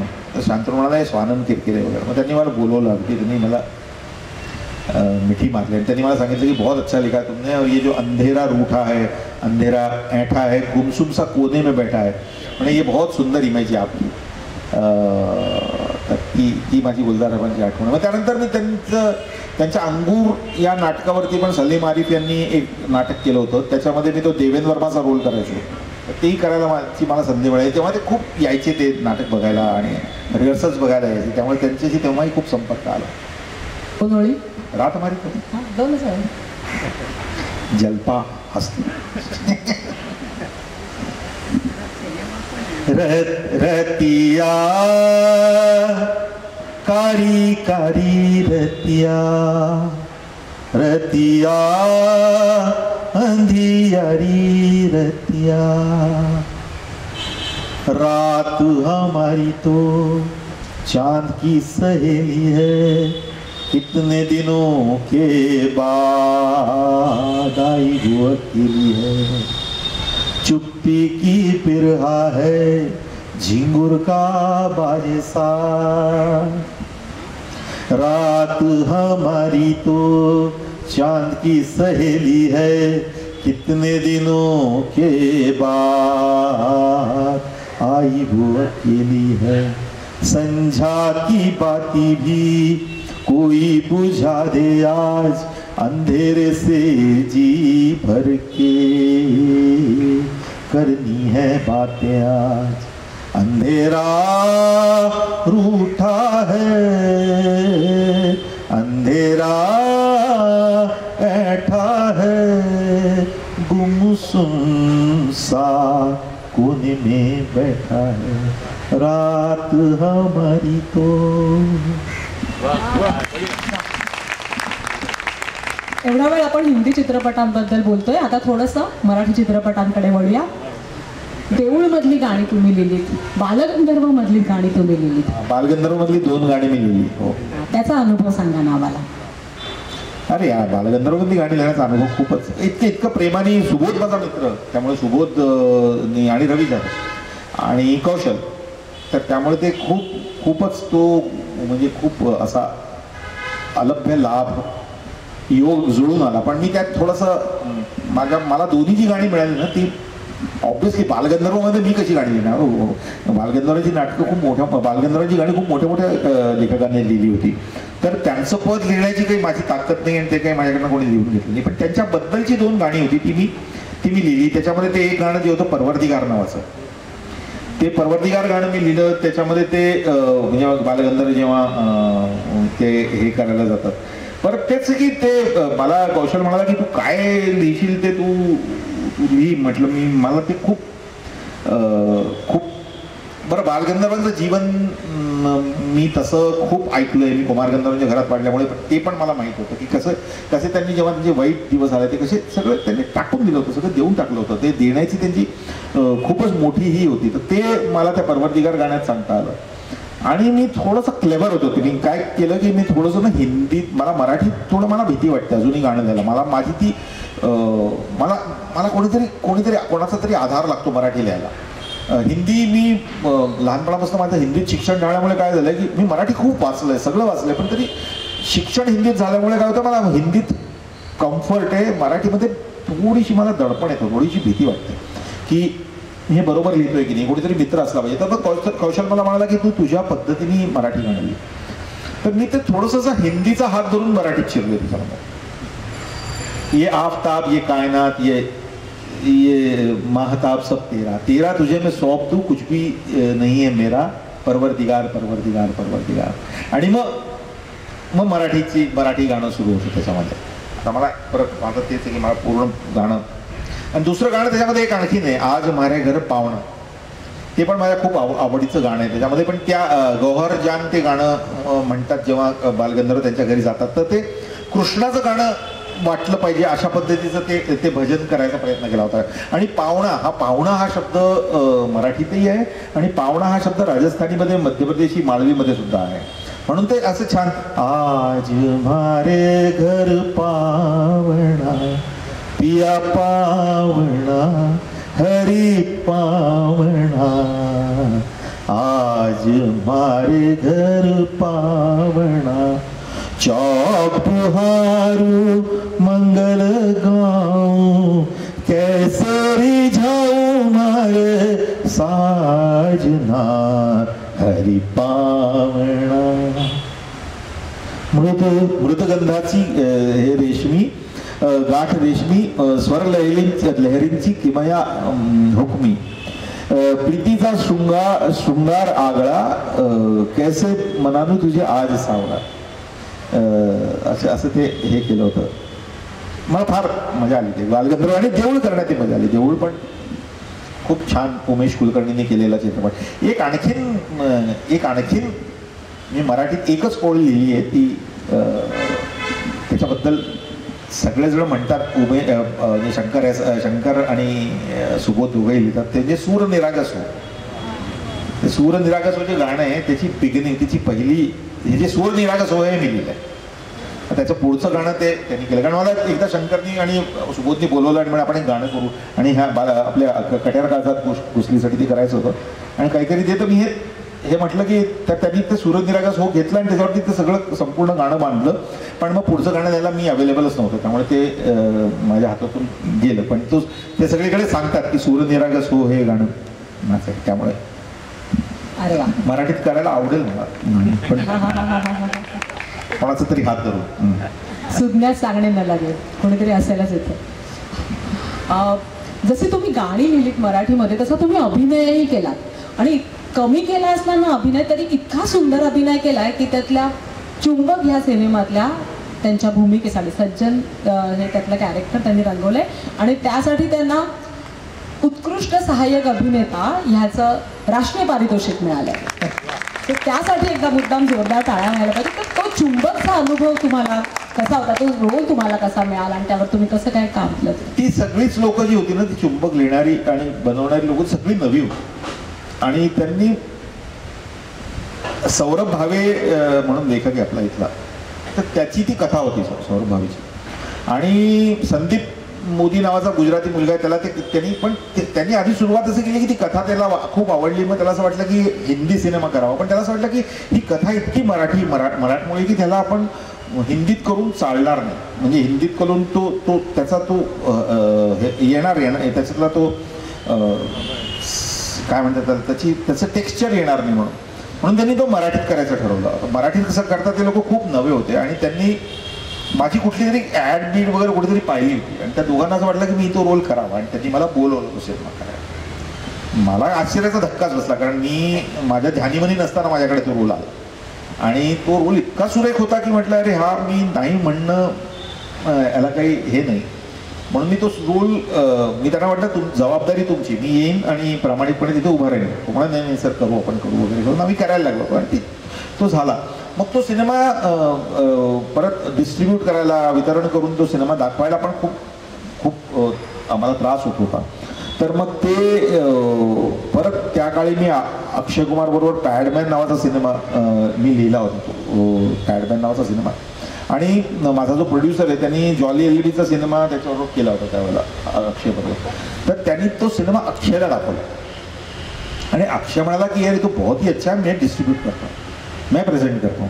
आणि अशा प्रकारे तो अक्षयनी प्रेझेंट केला, त्यामुळे तो सिनेमा आम्हाला म्हणजे थिएटरमध्ये रिलीज करता आला. आणि मी काही नाही केलं, म्हणजे त्याचं मी फक्त गंमत, खूप मजा आली ते काम करायला. सगळीच नवी होती, मुलं यंग होती ती करणारी पण सगळी. सौरभ खूप छान, खूप हुशार, सौरभ भावे खूप छान रायटर लेखक आहे. आणि आता त्यांनी महाराणी नावाचं जे एक सोनी लिव्हवरती एक शो येतो, तो महाराणीचा 3रा सीझन सौरभने डायरेक्ट पण केला आहे, तो डायरेक्टरही झाला आहे. मी काही केलं नाही आणि असंच झालं वगैरे हे जे ते काही म्हणतायत ना, हा केवळ विनय आहे. मी हा चित्रपट पाहिलेला आहे, आणि तुमच्यापैकी कोणी बघितला नसेल ना तर हा जरूर हा चित्रपट तुम्ही पहा. नेटफ्लिक्सवर हा चित्रपट उपलब्ध आहे. आणि याची थोडीशी कथा सांगायची झाली तर 2 छोटी मुलं आहेत जी इथे आपल्याकडे हॉटेलात वगैरे जी कामं करतात किंवा अशी, आणि त्यांना गावी पैसे पाठवायचे आहेत. ह्याकरता ते एक तो गंडवणारा मेसेज जो येतो ना आपल्याला, तुम्ही असं करा मग इतके पैसे द्या, मग तुम्हाला लॉटरी लागले वगैरे, अशा प्रकारचा एक मेसेज तयार करतात आणि अनेक लोकांना पाठवतात. आणि मग त्याच्यात काही जण अडकतात. त्यातल्या अडकणाऱ्या व्यक्तीचं काम ह्यांनी केलं आहे. आणि तो रोल आहे तो मेंटली चॅलेंज्ड माणसाचा आहे, जो मोठा आहे वयाने, आणि तो ह्या सगळ्या गडबडीत अडकतो. पण त्याचा तो इनोसन्स, त्याचा तो चेहऱ्यावरचे भाव, तुम्ही तो रोल बघितला तर तुम्ही ओळखणारच नाही की ही व्यक्ती तो रोल करते. इतकं सुंदर काम केलं. तुम्ही जरूर हा सिनेमा पहा, सोनी लिव्हवरती आहे. खूपच सुंदर काम आहे. आणि मला हे अजून एक कळलेलं नाही आहे ह्या बाबतीत, ते म्हणजे सहाय्यक अभिनेता हे काम बक्षीस दिलंय, मला कळलेलं नाही. मला खरं तर वाटतं मुख्य अभिनेत्याचंच खरं तर मिळायला हवं होतं. त्या वर्षी पुरी नावाचा सिनेमा आला होता, त्या वर्षी बरेच सिनेमा आले होते. ते खरं तर प्रमुख भूमिकाच आहे ती. प्रमुख भूमिकेचं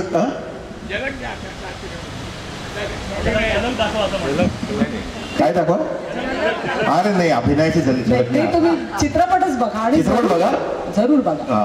ते तसं शक्य नाही, अगदी बघण्यासारखं आहे, कृपया चुकवू नका. पण हो, त्या वर्षी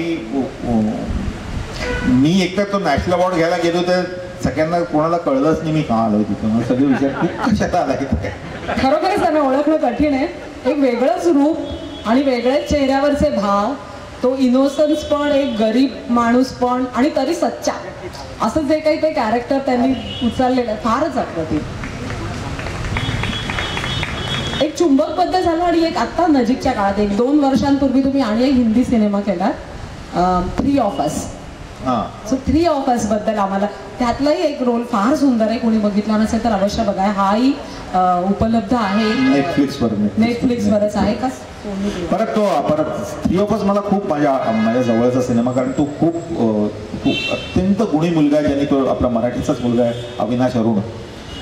त्यांनी किल्ला नावाचा सिनेमा बनवला होता आधी, आणि तो स्वतः सिनेमॅटोग्राफर पण आहे, आणि त्यांनी हा सिनेमा बनवला. आणि त्यांनी मला परत हेच झालं की मला त्याला मी सुचलो, हेच मला फार नवल वाटतं की त्यांनी मला फोन केला एक दिवस, आणि तुम्हाला त्याच्या आधी त्यांनी मला एकदा किल्लासाठी फोन केला होता. किल्लामध्ये तेव्हा तो झी रिलीज करत होता, तेव्हा त्यांनी म्हणत होते की आता गाणं टाकायचं मध्ये.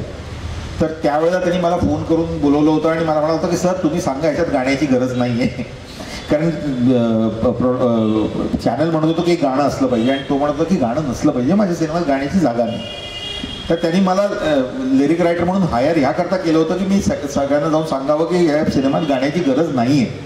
आणि ते मी केलं पण होतं, कारण खरंच नव्हती त्या सिनेमात गाण्याची गरज. आणि मग त्यानंतर तर यावेळेला परत त्याचा फोन जेव्हा मला आला अविनाशचा की तुम्हाला सर तुम्ही एक स्क्रिप्ट पाठवतो, तुम्ही जो वाचाल का. म्हटलं पाठव मला वाटलं हा गाण्याबद्दल बोलेल, कारण मला जास्त फोन त्याच करता येतं. मग त्यांनी मला मेसेज पाठवला की नवऱ्याचं हजबंड, असं हजबंड नावाचा, तरी मला कळलं नाही. मी संपूर्ण तो सिनेमा वाचला, खूपच सुरेख लिहिला होता, खूपच छान सिनेमा.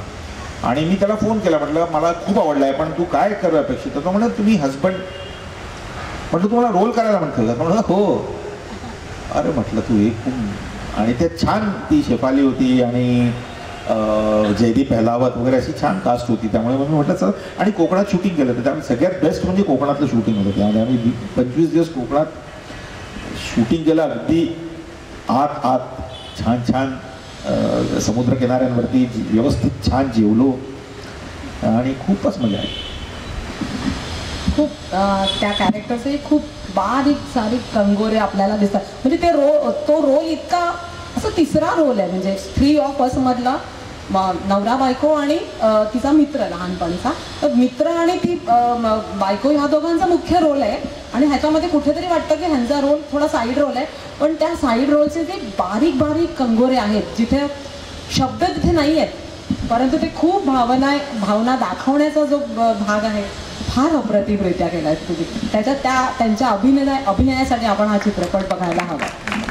म्हणजे आपण म्हणतो ना की गीतकार, गायक, अभिनेता, तर आपल्याला वाटतं गीतकार मुख्य, मग साईड बाय साईड कुठेतरी गातात आणि थोडंसं जमलं तर अभिनय करतात. पण असं इथे नाहीये.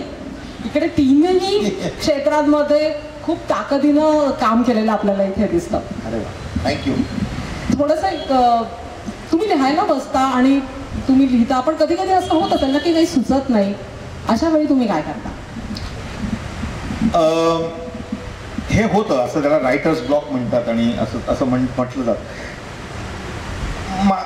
माझं काय, मला ना, मी असं एक पिढी मी अशी पाहिली आहे आपल्या इथे गीतकारांची आणि याची, ते सगळं ना मिथिफाय करतात. सगळं काही मोठं खूप कठीण आहे लिखाण, सगळ्यांना जमणार नाही, सगळ्यांना झेपणार नाही, असं ते वरून यावं लागतं काहीतरी वगैरे अशा पद्धतीने बोलतात.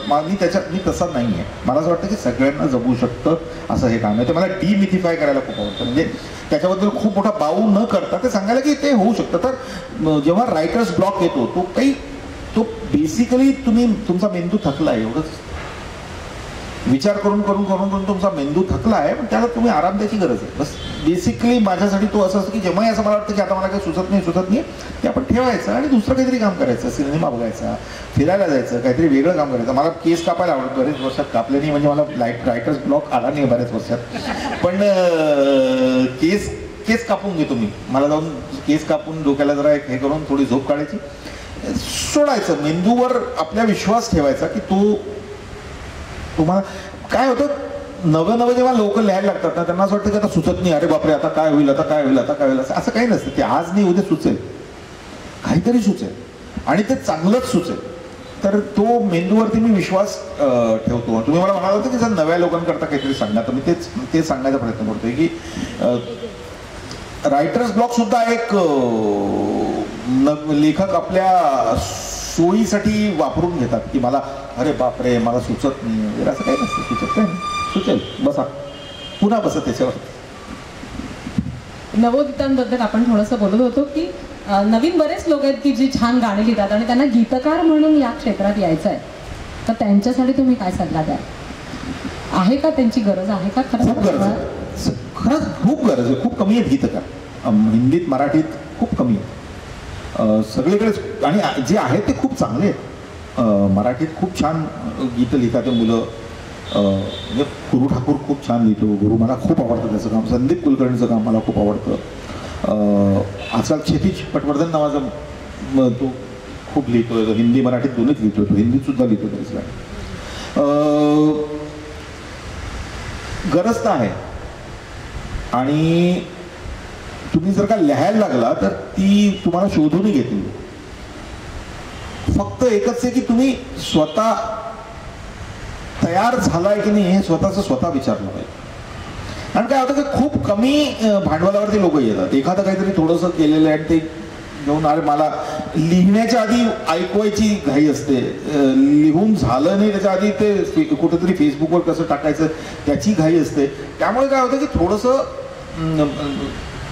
कोणी मागे लागून ऐकवायला लागलं ना की माझा स्वतःचा अनुभव आहे की आपण सर मी गाणं दिलं ऐका की लोक म्हणतात नाही, तुम्ही ते तुमच्या घरात बसून गा, त्याला सूर कानात पडले तो आपोआप येतो ऐकायला की अरे काय आहे, काहीतरी छान दिलंय, कोणी दिलंय. तर ती जी सगळी पद्धत आहे की मला आता ते PR केलं पाहिजे, लोकांपर्यंत पोचलं पाहिजे, ते लोक कॉन्टॅक्ट केले पाहिजे, मला नाही वाटत ते करायला पाहिजे. मला असं वाटतं की फक्त आपल्या कामावरती तल्लख काम केलं पाहिजे, सुरेख काम करायचा प्रयत्न केला पाहिजे. स्वतःला प्रश्न विचारला पाहिजे की हे त्या पातळीचं झालंय का, ज्या पातळीचं गाणं मला आवडतं, गुलजार साहेबांचं गाणं मला आवडतं, हे त्यांना मी ऐकू शकतो का, त्यांना ऐकवण्याची माझी ताकद आहे का, हो आहे, आता हे जरा झालंय त्या तिथपर्यंत जाऊ शकतं का, हो. तर तो प्रश्न स्वतःला विचारायला पाहिजे. आणि दुसरं म्हणजे सतत काम करायला तयार राहायला पाहिजे. आणि काम खूप होतं, खूप म्युझिक कंपोजर्स नवे येत आहेत, खूप लेखक येत आहेत, खूप सुंदर गायक येत आहेत, आणि सोशल मीडियाने त्याला खूप वाव पण दिलेला आहे. त्यामुळे ते चांगली गोष्ट आहे. लोक सिनेमातच येऊन गाणं लिहायचं अशी काही गरज नाही. नुसतं आपलं गाणं घेऊन ते इंस्टाग्रामवर ते टाकलं तर तिथल्या तिथे सुद्धा तुमचं एक करिअर सुरू होऊ शकतं, आणि होत आहे लोकांचं. तर ते आहे. गाणं लिहिण्याचा पण काही सराव करताय का? तुम्ही मध्यंतरी ह्यांनी जुन्या ट्यून्स घेऊन तुम्ही लिहून पहा अशा प्रकारे. तसं मी तसं बोललो. हो सराव करायचं मी ते बरोबर आहे. मी बोललो होतो ते मी करायच होते की एकतर गाणं आपल्या इथे ट्यून्सवर लिहावं लागतं. म्हणजे आपण नुसती कविता लिहिली आणि कंपोजरने त्याला चाल लावली असं नाही. ते तुम्हाला चाल येते ना, त्याच्यावरती तुम्हाला ते ट्यूनवरती लिहावं लागतं. तर ती प्रॅक्टिस मी करायचो. जुन्या गाण्यांवरती नवे शब्द लिहायचे. तर खूप जी आवडणारी गाणी असतात जी ती घ्यायची आणि त्याची फक्त चाल वापरायची आणि त्याच्यावरती नवे शब्द लिहायचे. ते गंमत म्हणून सगळेच लहान मुलं करतात, कधीतरी काहीतरी पॅरडीज नेहमीच करतात, पण ती पॅरडी सिरियसली करून बघायची. तर ते करायचं. आता थोडंसं तुमच्या आगामी उपक्रमांविषयी काही नवीन आमच्यासाठी घेऊन येत आहे का? आगामी उपक्रम आहेत, थोडेसे आहेत. एक आता कोक स्टुडिओ नावाचं एक हे होतं, त्याच्यामध्ये काही गाणी केलेली आहेत. एक गाणं माझं त्याच्यामध्ये येईल. काही सिनेमे आहेत. परत एक ॲमेझॉनसाठी एक शो केला आहे बँडवाले नावाचा, तो मी लिहिला पण आहे आणि त्याच्यामध्ये मी अभिनय पण केला आहे. तर तो यावर्षी आता त्यांनी अनाऊन्स तर केला आहे सचिनच्या शोबरोबर आमचा शो. आता ते कधी बाहेर काढतात ते माहिती नाही, पण तो येईल आता. आणि आहे काही अशी कामं आहेत थोडीफार गंमत. आता आपण मुलाखतीच्या शेवटाकडे आलेलो आहोत. आपण ह्या मुलाखतीचा शेवट ह्यांच्या एका सुंदर गाण्यानेच करणार आहोत. तत्पूर्वी थोडीशी फॉर्मॅलिटी. तुम्ही आज मुद्दाम इथे आलात आणि तुम्ही खूप बिझी आहात मला माहिती आहे, पण एवढ्या बिझी शेड्यूलमधनं खास आमच्यासाठी वेळ काढून इथे आलात, आमच्याशी गप्पा मारल्या, इतकी सुंदर गाणी आम्हाला ऐकवली. याबद्दल पार्लेकट्ट्यातर्फे आणि व्यक्तिशः माझ्यातर्फे तुमचे मनपूर्वक आभार मानते. नाही थँक्यू. आणि अमर, तुम्ही मला बोलवलं, तुम्ही मला देवासमध्ये गाठलं. त्यांनी मला देवासमध्ये सांगितलं की तुम्हाला यायचं आहे म्हणून. आम्ही देवासला एका हॉटेलात होतो कुमारजींच्या फंक्शनसाठी. तर मला खूप मनापासून माझे पण आभार. इतके छान लोक ऐकायला बसलेत आणि आपल्या लोकांशी बोलायला खूप आवडतं. तर त्यामुळे मला खूप खूप छान वाटलं, तुम्ही मला बोलवलं याच्याबद्दल सुद्धा आभार. पार्ले कट्ट्याच्या नेहमीच्या प्रथेप्रमाणे आम्ही वामनहरी पेठे पुरस्कृत एक भेट आपल्याला देऊ इच्छितो आणि त्यासाठी येत आहेत पार्ले कट्टा समितीचे सदस्य श्री सुबोध जोशी. वा.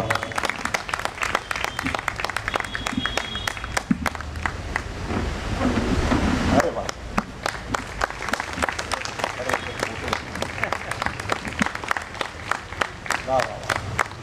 धन्यवाद सुबोधजी.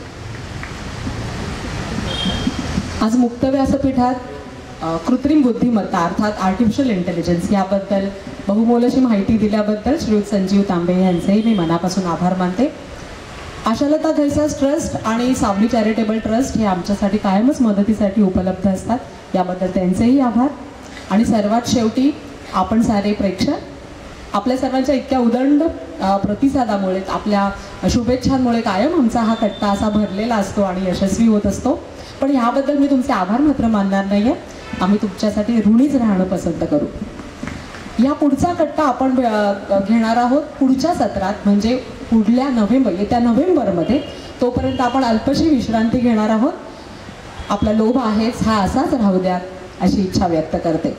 आता आपण यांचं एक छानसं सुंदर एक गाणं ऐकूया आणि त्यानंतर राष्ट्रगीताने कार्यक्रमाची सांगता होईल. मन माने ना.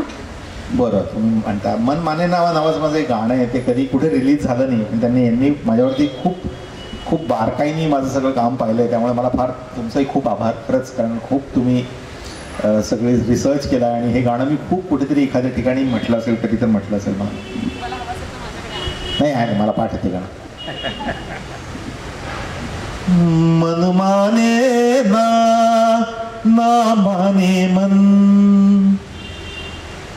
मन माने ना माने मन, कोई सीमा ना पहचानिए मन, चंचल ये चला रुकता ही नहीं, मगरूर है बड़ा ये झुकता नहीं, एक जुगनू सूरज को पिघला गया, मन माने ना माने मन, मन धूप में झुलसी सूखी जमीन, मन धूप में झुलसी सूखी जमीन, एक बूंद की आस में प्यासी जमीन, सावन को समेटे आंचल में शैतान एक बदरी दूर खड़ी, सोचे जाने कब होगी ये रुत मेहरबान, मन माने ना माने मन, मन सागर सागर खारा है, मन सागर सागर खारा है, मीठी एक बूंद से हारा है, बादल तो कतरा सागर का क्यों खुद को ढूंढ बेचारा है, उसका तो अंबर है साथी एक नया, मन माने ना माने मन, कोई सीमा ना पहचाने मन. शांतनु मोहितला